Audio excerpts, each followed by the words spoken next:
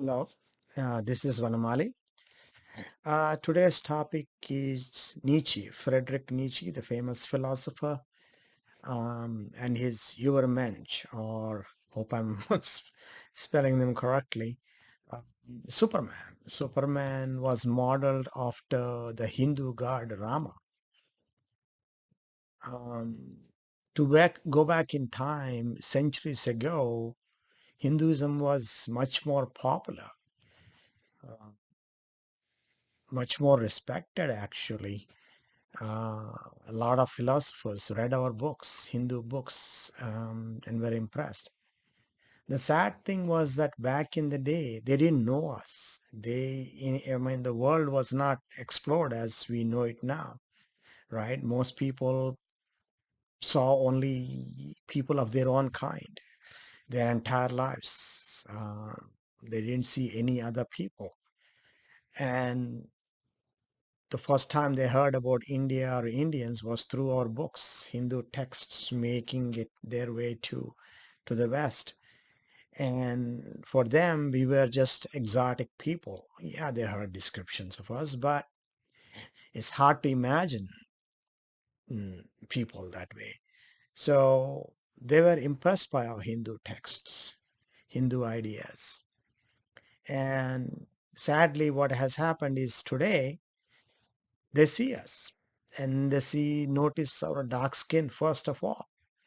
And apparently that lowers us in their eyes and says, hey, darkies, they can't have good ideas, can they? Not as good as our white people ideas. Sadly, that's the world that we live in. A country being poor does not help. If you look at any philosophy book, what do you see? It's all white males, right? A few Chinese people thrown in, but they're also white.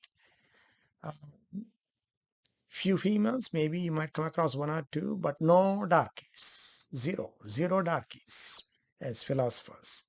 It seems philosophy stop at the white border.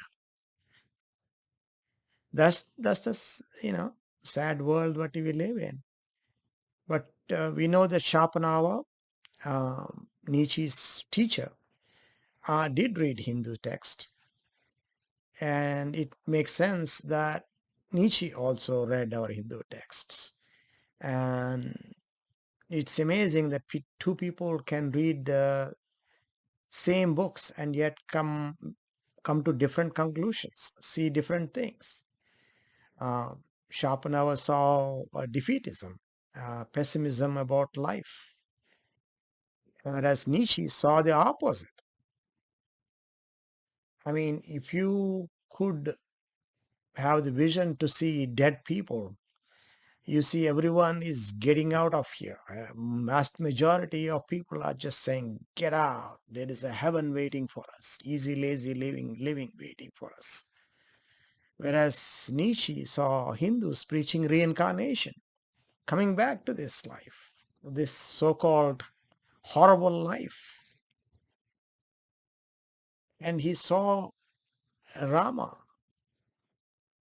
saying, I'm not going to be stopped by life's problems. Whatever life may throw at me, I'm going to fight against it. Rama did what the gods could not do.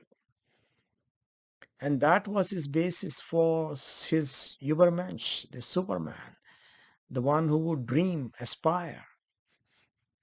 Uh, John Stuart Mill, the great philosopher, said it best: be a Socrates dissatisfied than a pig satisfied. And incredibly, billions of people, even bright, educated minds, are saying, we want to be that pig. Because that is what heaven offers. Life offers as a pig. Heaven offers what? Easy, lazy living. Nobody mentions any work being done. No one even asks. And if anybody does ask, the religion they belong to shuts them up because the religion, they have no idea. This is a fantasy. Heaven is a fantasy. It's not real. This world is real. That's what reincarnation is saying. Choose the real world. Don't chase after a fantasy. But apparently, these religions have made this fantasy so believable that billions drool over them. And just like all fantasies, all lies, all Ponzi schemes, they all stand up when few people ask any questions. When if people started asking for details, that's the killer of all these fantasies, Ponzi schemes, and lies. Details. That's when these things fail. And the trick is never to ask for details. And you see journalists, I put them in quotes, do a wonderful job never asking for details about this heaven. What do we do there? No one knows.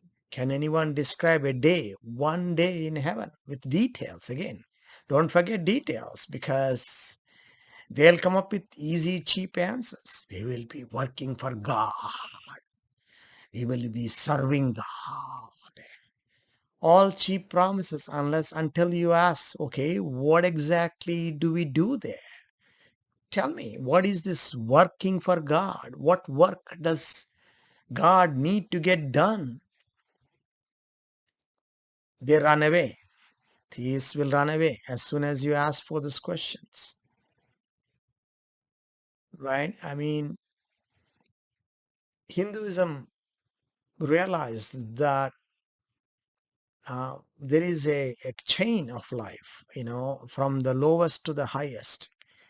We are at the highest level as far as we know. The lowest level would be bugs, mosquitoes, trees, um, and then you get to animals, horses maybe, and then dogs, chimps, and then us. What I'm saying is that what Hinduism is saying is that at every stage, the intelligence level goes up, right? What intelligence does a tree have? A mosquito, a bug, a small bug. What intelligence does it have? Not much. Not much, right? Survive, live, that's about it. Find food, be safe, that's about it. Have sex. They're more robots than what we call life. And then we move on up and we get to, let's say, a croc, a frog, um, a bit better, a rat, a bit better, right? But not by much. Then you might get to a dog, more intelligence, right? A cat, and you can say a lion, a cheetah, you know stuff like that. And then we get to chimp. So it's the closest relative to us, more intelligence there. And then we get to us, far more intelligence. But what is also going up as we move up this chain? Pain and suffering, right? We are very, very weak. I mean, what would an animal would shrug off some injuries, but we would be dead. Actually, we can't handle the pain. Some of these animals, the pain they can handle is a lot. But in a way, they have to. It's not like they can just let me go to a doctor, find a doctor for this pain, get me some medicine, to dull this pain. They don't have that. They have to live with any injuries, right? So they are better able to handle the pain, the suffering, whereas we are not. And then most of them are do not suffer mental pain, well, as much as we have. Um, of course, trees, bugs, they don't care, right? I mean, they don't have the mental capacity to even envision what a mental pain would be, right? Whereas we know that elephants grieve over their children, their lost loved ones. Um, a lot of animals do. Um, and we feel it the most because of all these animals. They are used to seeing their loved ones die. I mean, predators are everywhere. So, but we are not. And we feel it the most, pain and suffering. And so Hinduism is saying that, do you want to continue? Because this is the more higher you go, right? And we know high is being God. Is like the more the pain and suffering, not less. It's like religions have it the wrong way. They think being with God, God is in some magic land enjoying the good life, and we get to enjoy the easy good life. Well, most religions, they view God as a king, a dictator. That was the template, king, dictator, and they envisioned a similar afterworld. God sits on his throne. Heaven is his kingdom. You know, all the clues are there, but it seems very few see it. Um, we will live in this kingdom. We'll be happy. It's always goes back to being happy. The pig is happy. So hey, we get that life. God will give us, keep us in comfort. I mean, billions are choosing a lower life form, basically, to be a lower life form. God doesn't have to create an entire world full of people sitting around doing nothing, sponging off Him, being pigs, basically, being lower life forms. We see our pets, dogs. What do they do all day? Nothing. They're fed, protected, cared for, sheltered. No work, no worries. Happy, lazy life, right? And that's what people saying. That's the life that we want. God doesn't have to create a whole entire world just for people to do that. This world isn't. Hey, you want that life? Well, you be that animal. You be a pig. You be a dog, and then you will get your heaven. Be happy. And what John Stuart Mill is saying through his, be as Socrates dissatisfied, then a pig satisfied is, hey, choose to be Socrates. Yes, there will be pain and suffering, but you'll be blessed with higher intelligence. Now you will aspire. Now you will dream, right? We all dream, right? All of us, we dream as kids. I want to be that. I want to be astronaut. I mean, as kids, our dreams are simple, right? Astronaut and all that. But as we grow up, the dreams change. Now we want to be the next great one, and the next Einstein, the next Mozart, right? The next great one. Write that novel, great novel, the great poet. Um, Dreams of traveling the galaxy, conquering this solar system. One day we will do that. We will do all that. Yes, the next Einstein maybe already be born, but will be born. The next Mozart, yes, again, may already be here with us, growing up, dreaming, aspiring. But as we grow up, the vast majority of us will fail because these dreams, the life that God created for us, says these dreams have to be built. They're not going to fall on top of our heads. You will have to work for them, sacrifice for them, deal with setbacks. So much, make the right decisions. So much heartache, right? So much heartache will be a pain and suffering will be our constant companion as long as we have dreams and aspirations. Let me repeat that. As long as we dream, we aspire, pain and suffering will be our constant companion. When will this pain and suffering stop? When we dream no more, when we aspire no more. And that's basically heaven. I don't see anyone saying dreaming or aspiring for anything in heaven. That's not what their goal is. Their goal is pleasures of the flesh, self-gratification, right? I mean, when we think of our loved ones, when we pain and suffering, we lose our loved ones here. We dreams and aspirations give us pain and suffering.